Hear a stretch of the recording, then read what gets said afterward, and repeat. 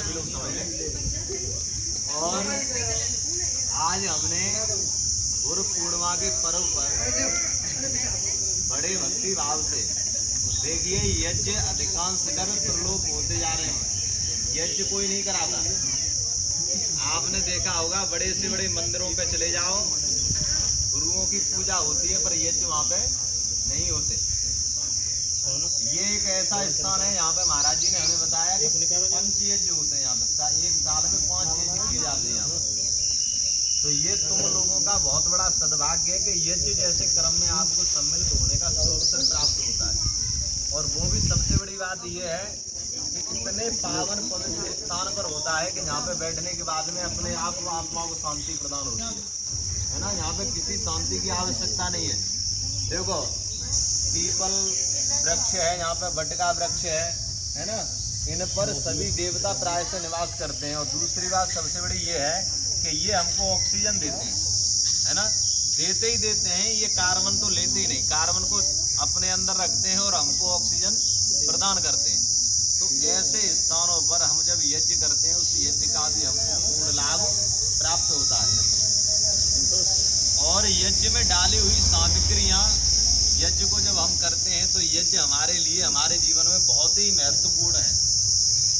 और 16 संस्कार हुआ करते थे हमारे जीवन में, मात्र गिने चुने अब 2-3 संस्कार बचे हैं। एक तो विवाह संस्कार है, दूसरा बच्चे का मुंडन संस्कार हो जाता है, और तीसरा हमारा अंत्येष्टि संस्कार, और एक विवाह संस्कार। ये 4 के अलावा हमारे जीवन में और कोई संस्कार अब होता नहीं। जबकि हमारे जीवन में प्राय से जब से हमारा जन्म होता है तब से और मृत्यु पर्यंत तक हमारे 16 संस्कार हैं। अब हम सारे संस्कारों को भूल गए, फिर कहते हैं कि हमारे बच्चे अच्छे रास्ते पर नहीं चल रहे, कुमार्गी की तरफ जा रहे हैं। उनको अनुभव ही नहीं है कि हमारे जीवन में देवी देवता कितने हैं, हम कौन से धर्म में पैदा हुए हैं, हमारा धर्म क्या है ना, हमारे कुल गुरु को हैं, हमारे इष्ट देवता कौन है, कुछ पता ही नहीं है। एक इसी धर्म को छोड़कर तुम अन्य किसी धर्म में जाओगे तो उनके जो छोटे से बच्चे होते हैं, जो 5th क्लास में पढ़ते हैं, उनको भी सारे अपने धर्म के विषय में, अपनी सारी बेसिक शिक्षाओं के विषय में पता होता है। इसीलिए जब तक हम पूजा पाठ नहीं करेंगे, अपने बच्चों को नहीं बिठाएंगे, तब तक उनको अनुभव नहीं होगा। माता बहना पूजा करती हैं, बच्चों को चौके से अलग और भगा देती हैं, तुम दूर बच्चों छीक पात करो। अरे बच्चों की तो छीक पात तो अच्छी होती है ना। बच्चे का कोई उसके अंदर दुर्गुण दुर्व्यसन नहीं होता, इस चीज को समझ लीजिए आप। बच्चा बिल्कुल निर्मल पवित्र होता है, उसके मन में बिल्कुल भी ना तो ईर्ष्या होती है, ना द्वेष होता, ना छल कपट होता। यदि बच्चा सच्चे मन से यदि भक्ति करने बैठ भी जाए ना, तो भगवान उसको पहले मिलेंगे, तुमको बाद में मिलेंगे। तो इसीलिए बच्चों के लिए तो जैसे भोजन भी होता है ना, तो हम तो यज्ञ करा रहे थे उस दिन गाजियाबाद में, तो एक बालक आ गया, पंडित जी ये फल उठा ले। मैंने कि उठा लो, ये तुम ही खाओगे और कौन खाएगा इसे, क्योंकि भगवान ने ये फल तुमको दे रहे हैं।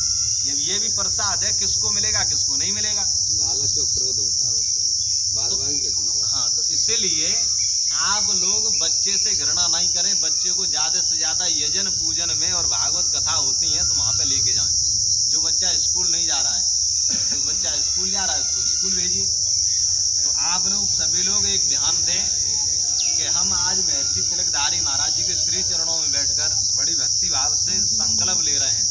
संकल्प का मतलब होता है कि एक अपने मन में किसी चीज को त्यागना, किसी चीज का संकल्प लेना कि आज से मैं इस काम को नहीं करूंगा, आज से मैं अच्छाइयों को अपनाऊंगा। तो महर्षि दयानंद और महर्षि तिलकधारी महाराज और महर्षि प्रेमी बाबा के आप श्री आश्रम में बैठे हुए हैं, तो इनके अंदर कोई दुर्गुण था?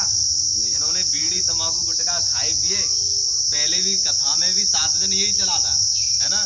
तो आप लोग भी एक चीज का वो रखो, देखो साधुओं का जीवन सभी के लिए परोपकारी रहा, वो सभी के जीवन के लिए आए, तो हम भी कहीं ना कहीं किसी के सहयोगी बने।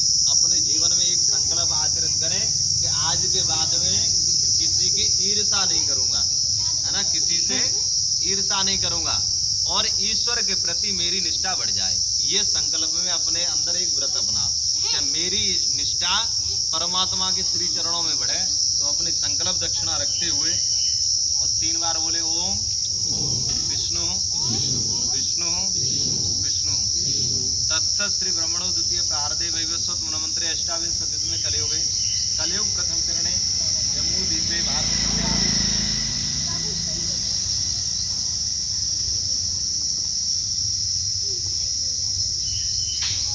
तो माला और माला देखो माला तो माला है लेकिन संकल्प छूटने से पहले मुझे पूजन करना था बाद में करें बाद में भी कर सकते हो बाद में कर लंगोटी भी तो पहनानी है बाद में कर दिया अभी तो बहुत कुछ रह गया यहाँ ओम तत्सत श्री ब्रह्मणो द्वितीय प्रारदे वैवस्वत मनमंत्रे अष्टाविंशतितमे कलयुग प्रथम चरणे जम्बू द्वीपे भारतखंडे आर्यावर्तांतर्गते उत्तर प्रदेश राज्य आगरा मंडले फिरोजाबाद जनपदे जपारा ग्राम में अमुक गोत्रोत्पन्न अमुक नाम ने अपना अपना गोत्र क्या है अत्रि सभी को पता है यहाँ पे कुछ ही लोगों की वाणी से आ रही है अत्रि है सबका है ना सभी का अत्रि गोत्र है यादवों का अत्रि गोत्रोत्पन्न अमुक नाम ने यज्ञानाम यज्ञ गुरु पूर्णिमा अवसरे महायज्ञम शिव संकल्पम कर इसके माथे से लगाते हुए आप थाली में छोड़ दो ये स्वागत है जो हाथ में ये वाली तो थाली में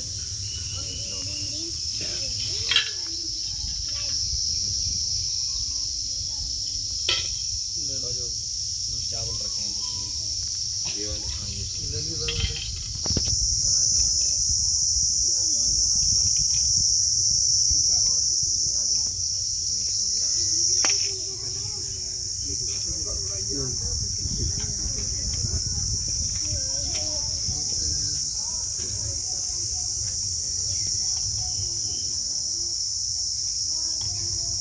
निकाले निकलेंगे